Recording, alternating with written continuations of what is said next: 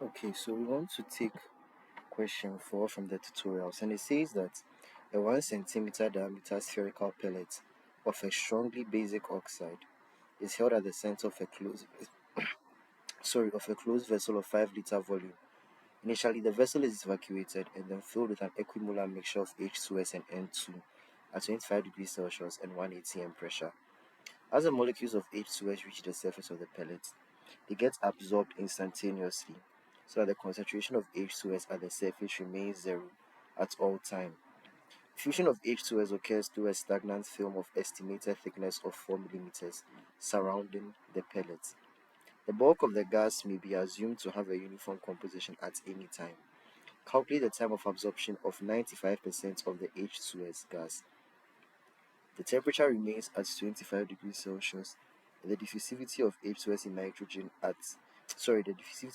nitrogen is 1.73 times 10 to the power minus 5 meters squared per second at this temperature and 1 atm pressure. And then a sketch was given to us to see how it is going to be like.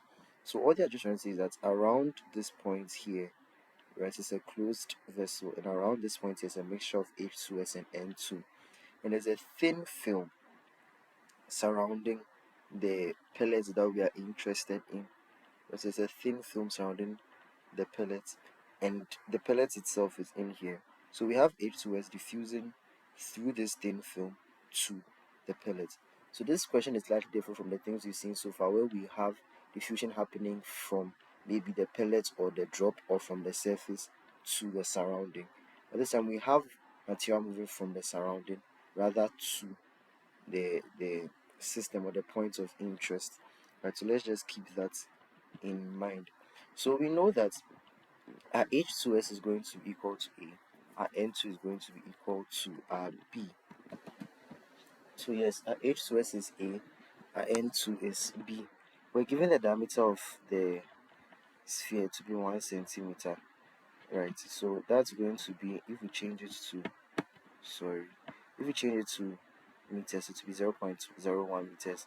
And we can find the radius, because remember, we're going to be interested in the change in the radius. So we'll find the radius, which is the diameter over 2, so 0.005 meters. And then the volume of the system was given as 5 liters, so we can change that to meter cube as well. And our pressure was given in 1 atm. So we are using kilopascal. And then our temperature was 25 degrees Celsius. We can change it to Kelvin. We have the thickness of the stagnant film around the pellets to be 4 millimeters. So we can change that to meters as well. But the question mentioned that it started out as an equimolar mixture. So let me see.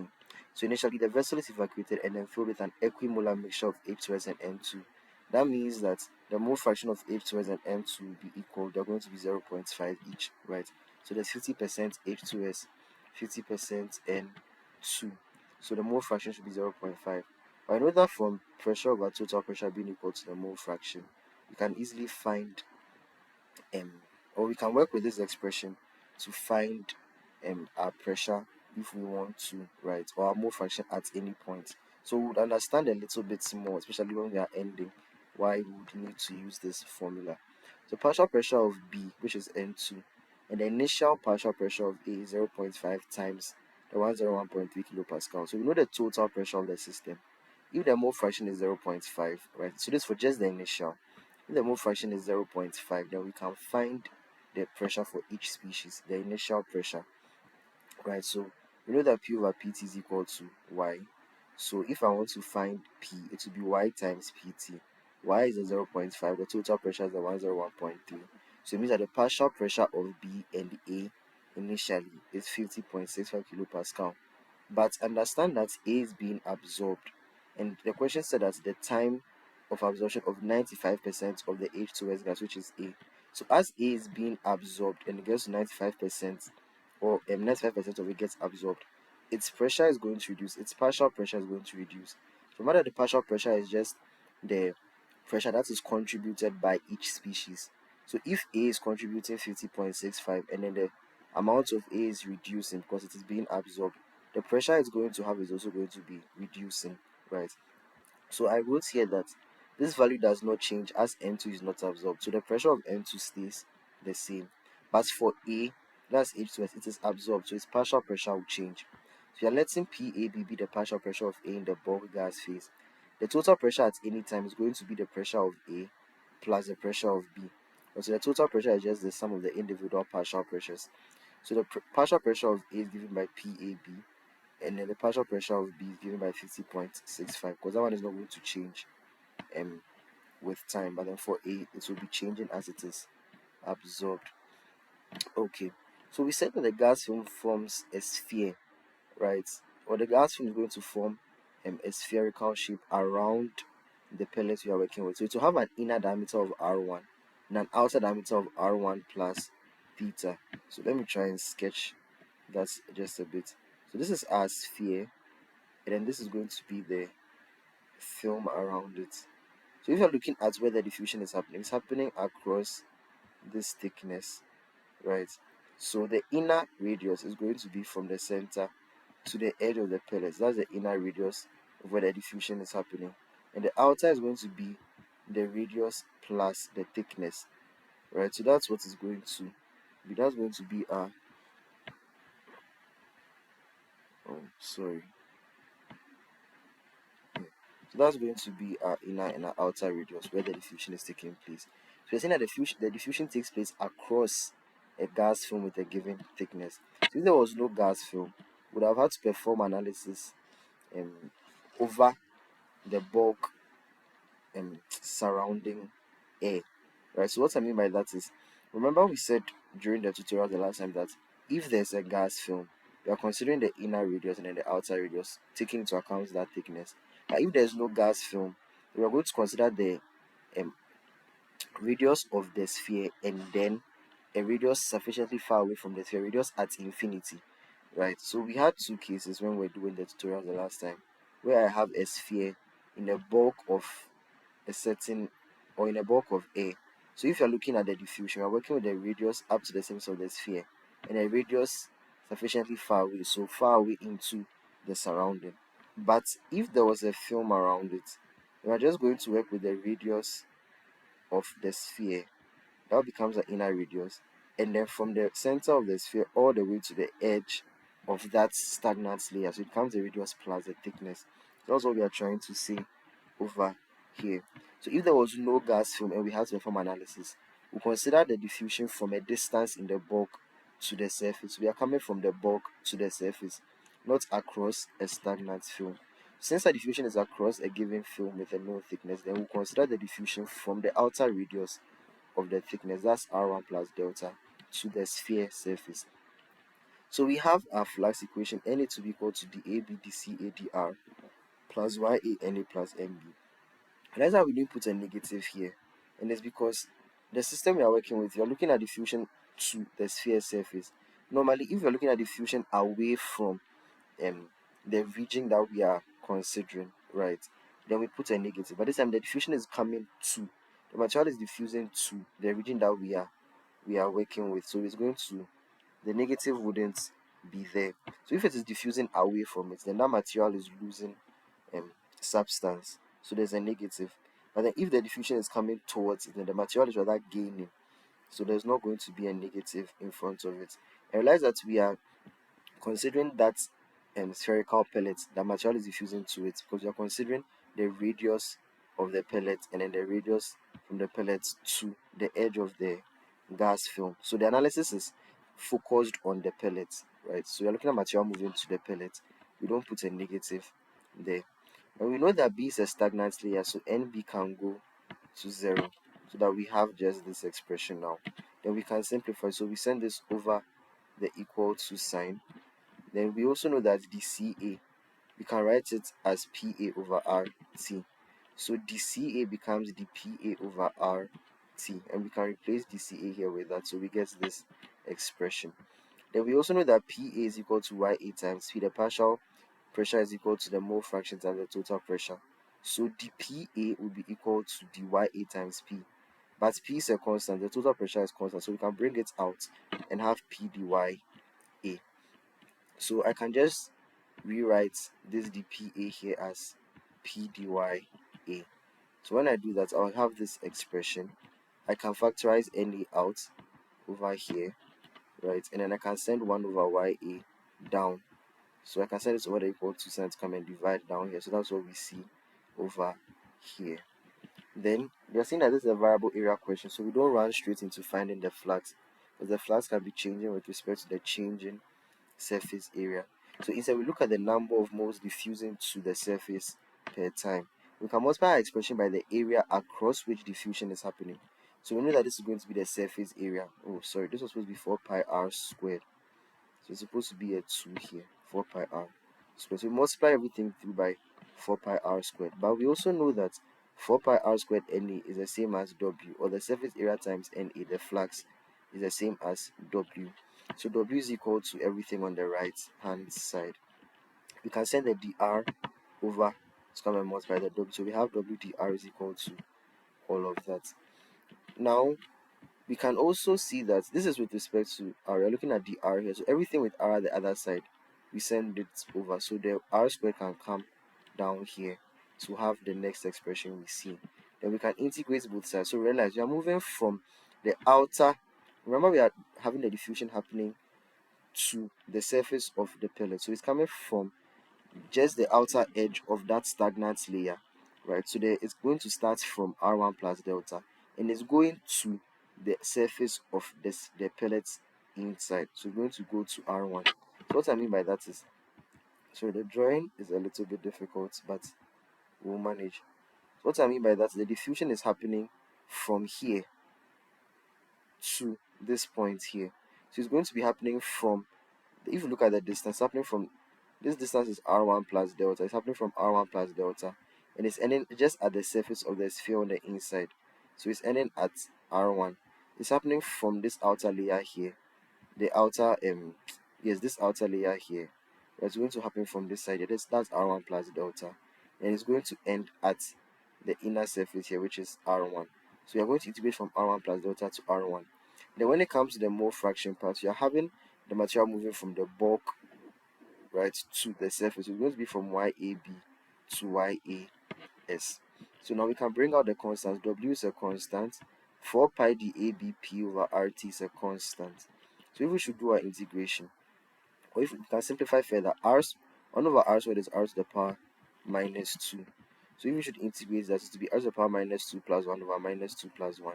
And if we integrate this part here, we'll get minus ln 1 minus YAS over 1 minus YAP.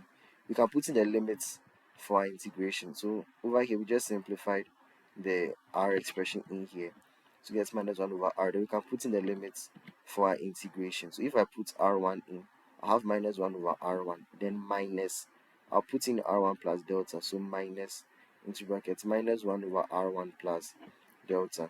And I can simplify it further. So a negative here cancel out. So I have 1 over r1 plus delta minus 1 over r1 to be equal to everything on the right hand side. Remember we had a negative with a ln, so that negative can also come out and multiply the rest of the expression. Then if we simplify this further, we can find the LCM of the denominator. So that's r1 plus delta times r1.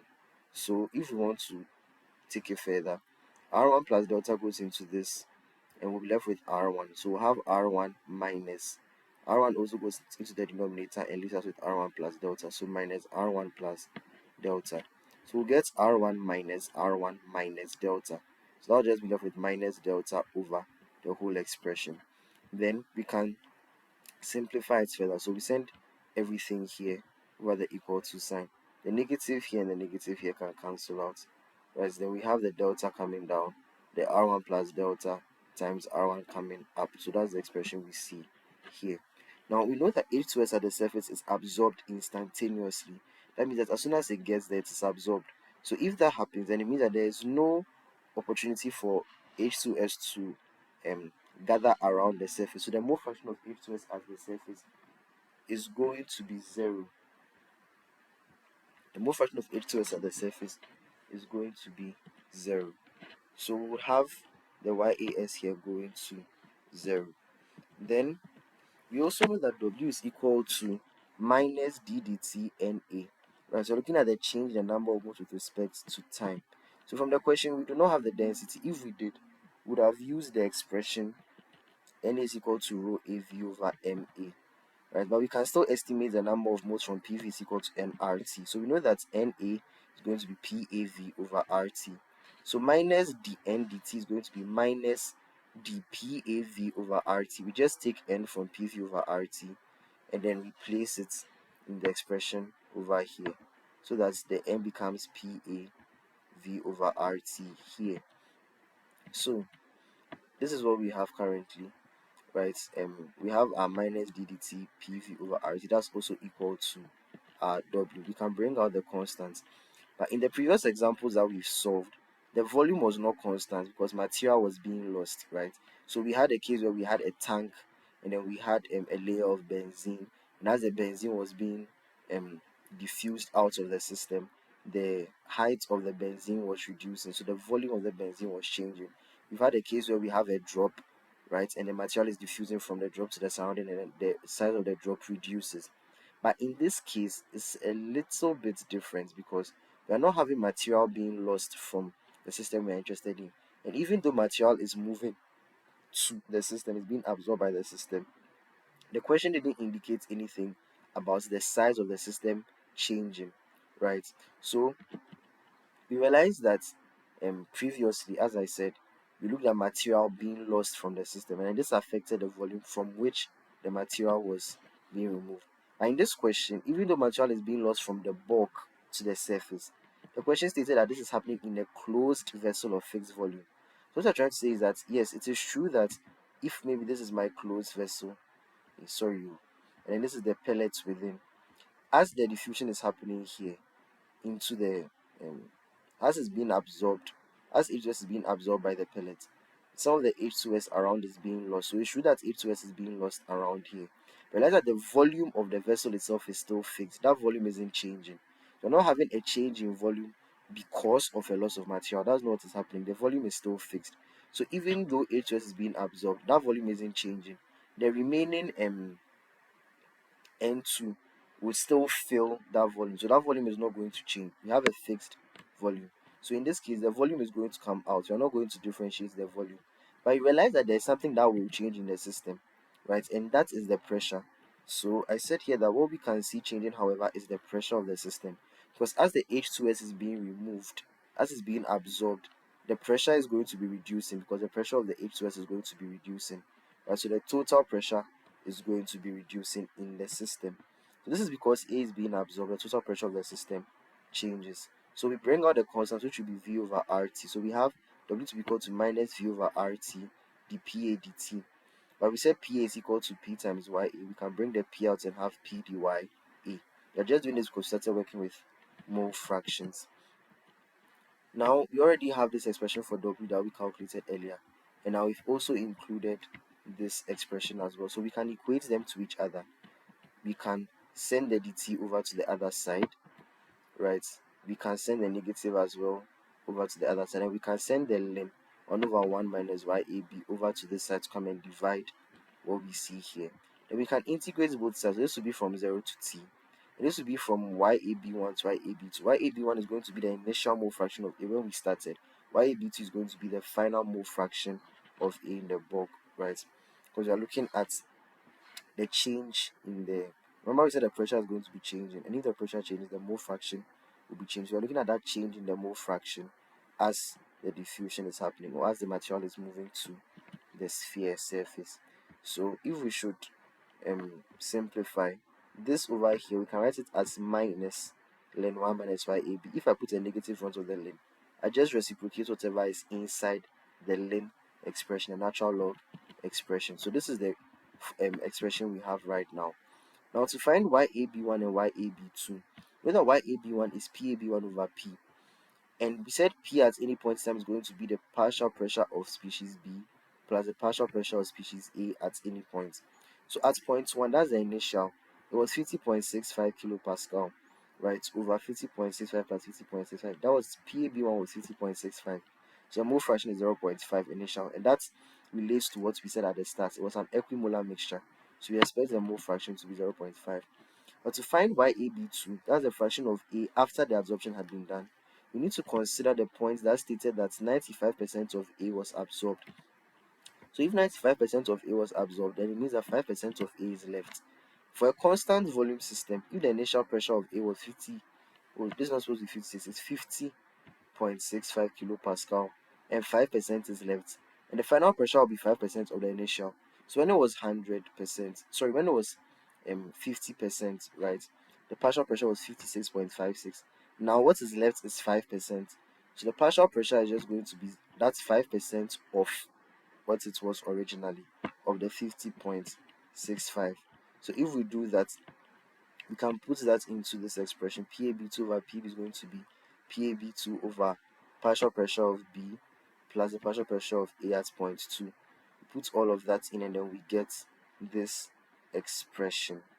Okay, then we can now do our integration. Integrating this side might be a bit difficult.